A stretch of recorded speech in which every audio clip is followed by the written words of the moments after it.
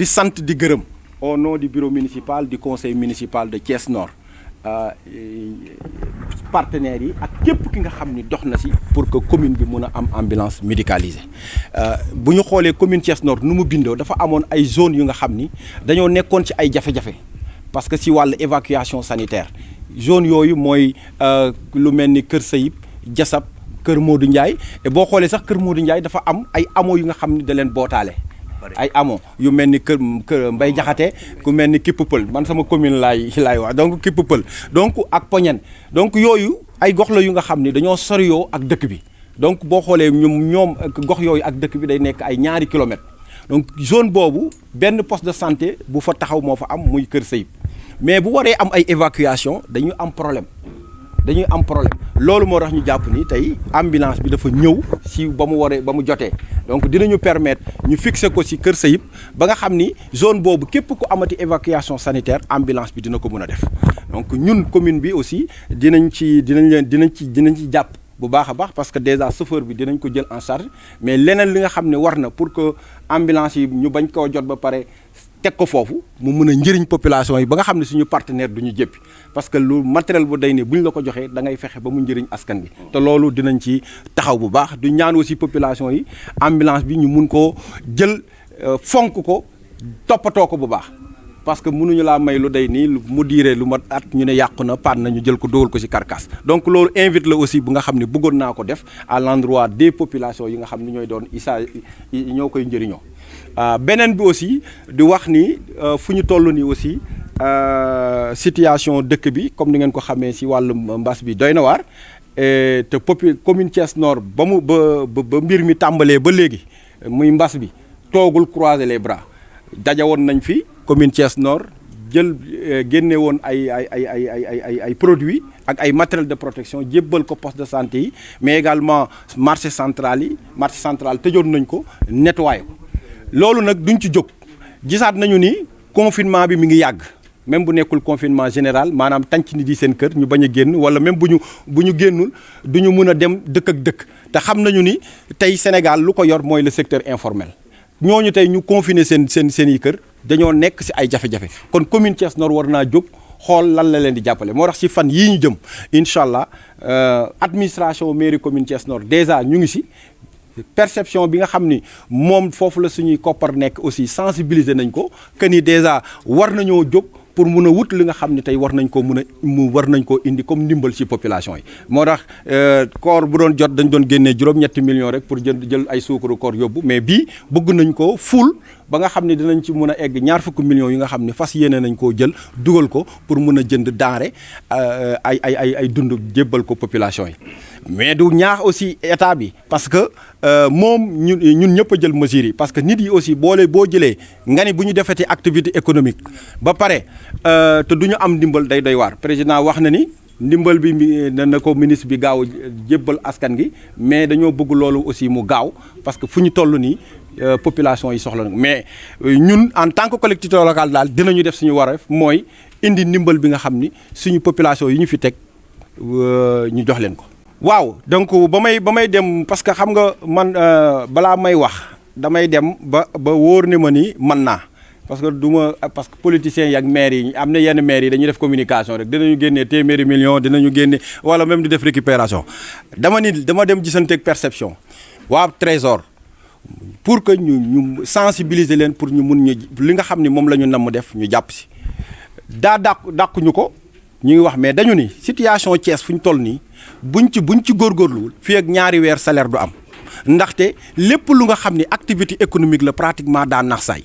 maanaam tey boo jëlee gare routière dañ ko tëj dundatul boo jëlee marché central maanaam doxatul parce que 16h mu tëj même fajar bi nga xam ni jigéen ñi de 6h à 10h yi ñu doon indi seen i légumes ak seen liñ doon jaay depuis démb jot nañu ay instructions pour que ñooñu doon nekk foofu yëpp ñu jëlee leen fa donc du coup lu mat ñaar fukki junni yu nga xam ne mairie da ko doon am par jour moom la ñuy ñàkk donc ay recettes la yu nga xam ni loolu moo doon ñu permettre weer bu dee ñu fay salaire mais recettes yooyu tey avec l'interdiction de rassemblement maanaam rey activités yi mooy que recettes yooyu yëpp dara du duggati ci biir mairie te weer bu dee aussi même boo dee dem di fayeku borom cantine dañ lay wax ni ñoom itam jaayuñu parce que doxul kon musiba naaru laay mooy les communes de la ville de Thiès parce que lu ñu amoon fii comme recette yi nga xam ne war naa mën a dugg ci gafa communes yi moo doon gare routière marché central te tey recouvrement pratiquement amatu fa donc loolu aussi population yi war nañ ñoo comprendre parce que parfois nga dégg beneen commune di wax ne mi ngi def nii mais commune bu nekk ak réalité am ñun commune Thiès Nord amuñu dul marché central te fu ñu toll nii lu receveur wax loolu moom même boo neewul receveur sax xam nga ni recouvrement amatul au niveau de Thiès parce que lu mel ni gare routière bu ñu ko tëjee lu mel ni marché central bi nga xam ne léegi même activité de 6 heures à 10 heures yi nga xam ne jigéen dañ doon dajaloo pour jënd ci légumes ak yooyu mu doon ay recettes yu nga xam ne doon nañ ko indil commune bi te loolu mu mun a indi jàngoro ñu ne loolu yëpp nañ ko far éliminer ko mooy que dara lañ jul mun a amati ci biir marché central te bu ñu amul dara ci biir marché central ci fan yi néew du ñu mën a fay ay salaire waaw ñun xaw nañoo jaaxal parce que bu fekkee dañoo basé wu ci wàllu population Thiès Est moo war a ëppale ménage te d'après duñu xaw ma yan critère la ñu teg te du ma dugg ci ñan ñoo war a am ak ñan ñoo warul am mais daal jàpp nañu ni tey ci là où Thiès Ouest Thiès Est am téeméeri junni ak fanweeri junni doomu aadama yu fay yeewoo Thiès Nord am téeméeri junni ak ñeenti téeméer yu fay yeewoo Thiès Ouest eggul téeméeri junni warul mën a ménage yi ñuy jox Ouest warul ëpp commune Thiès Est ak commune Thiès Nord xaw ma nag si lan la ñu basé wu loolu aussi day poser beneen problème mooy dëkk état la ñu yore mu organiser wu ñu am 45 départements 14 régions 117 arrondissements 552 communes bu ñu jaaralee mbir mi si yoon bu ñëwee si département bi wàcc si arrondissement yi dem ci commune bi ñun war nañoo mën a xam parce que même identification des ménages yooyu ñu nga xam ne ñoom la ñu ciblé déjà ça pose problème parce que ñun en tant que maire waroon nañu cee bokk ñu xam mais tey da ngay gis sax liste bi muy daw si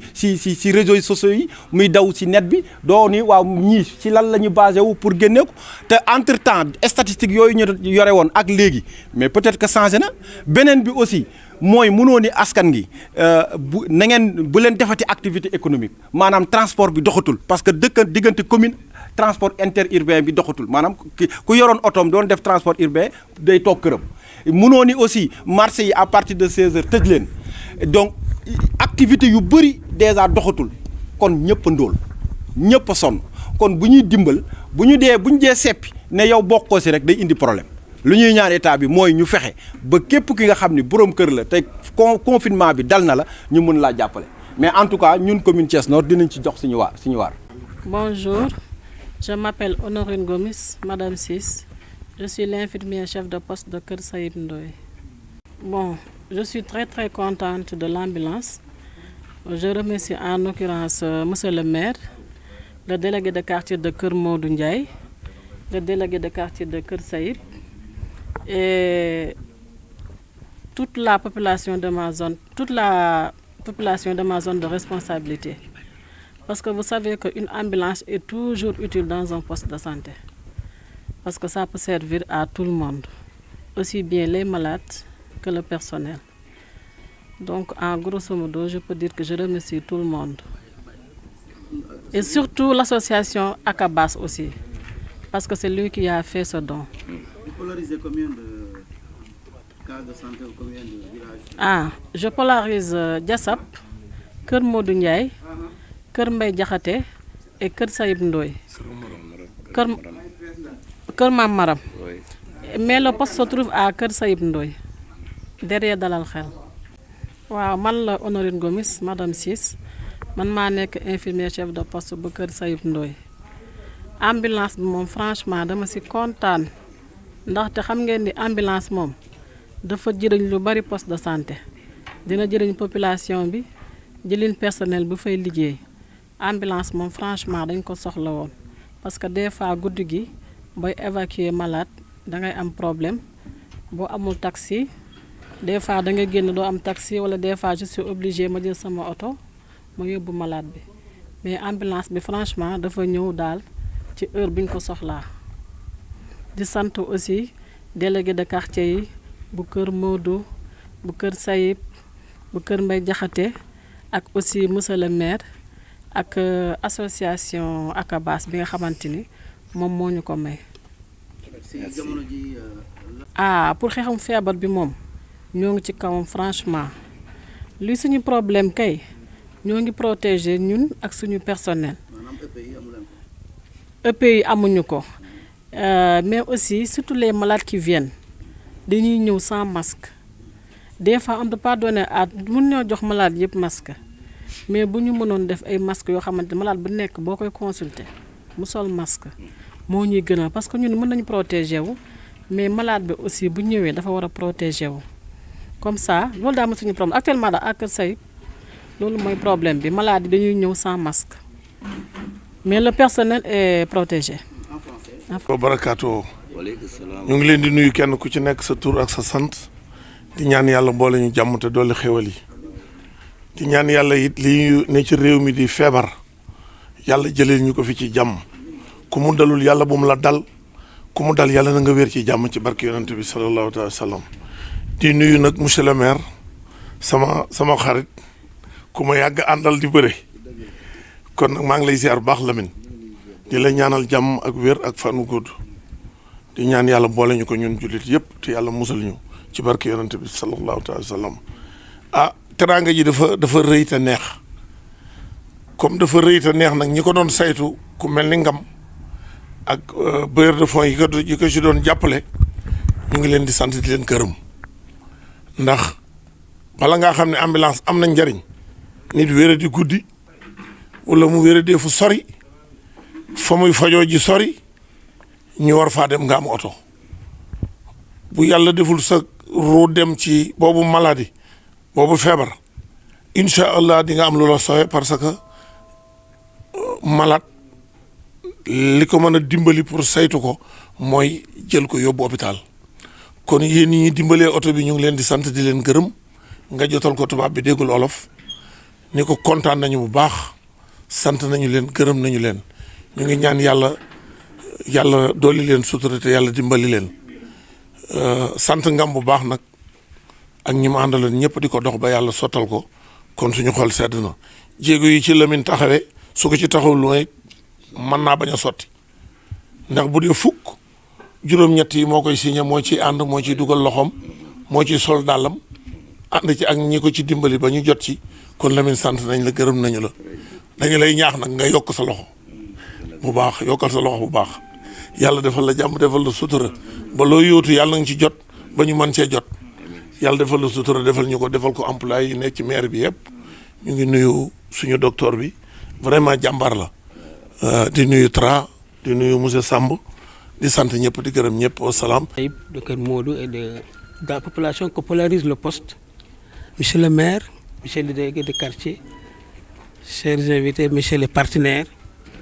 au nom du CDS, nous vous remercions très sincèrement et très vivement. Je ne sais pas les mots placés pour vous remercier, parce que ce don vient à son heure. Vu ce qu'a dit M. Ndiaye en Wolof et ce qu'a dit M. Makoli, on ne peut pas outrepasser ces mots. Parce que c'est avéré que nous sommes dans des zones enclavées et un moyen de transport est devenu difficile pour la population pour accéder aux structures sanitaires. Donc M. Ndiaye, le CDS, la population de Kër Sayib, de Kër Modou, de Djessap et tout ce que polarise le poste de santé de Kër Sayib, remercions la population de Kër Modou qui a œuvré, qui a fait des démarches pieds et mains pour que nous ayons ce don. Je ne serai pas long, je ne peux pas dire plus que ce que les gens ont dit. Nous vous remercions, Madame la coordinatrice et vos collaborateurs, de ce don qui est venu à son heure et pensons que nous pouvons espérer plus parce que vous ne cessez d'aider les gens. Nous vous remercions très sincèrement au nom de la population, au nom du maire. Parce que tout ce que vous faites dans cette zone, c'est venir en appoint aux actions du maire. Donc nous vous remercions très sincèrement.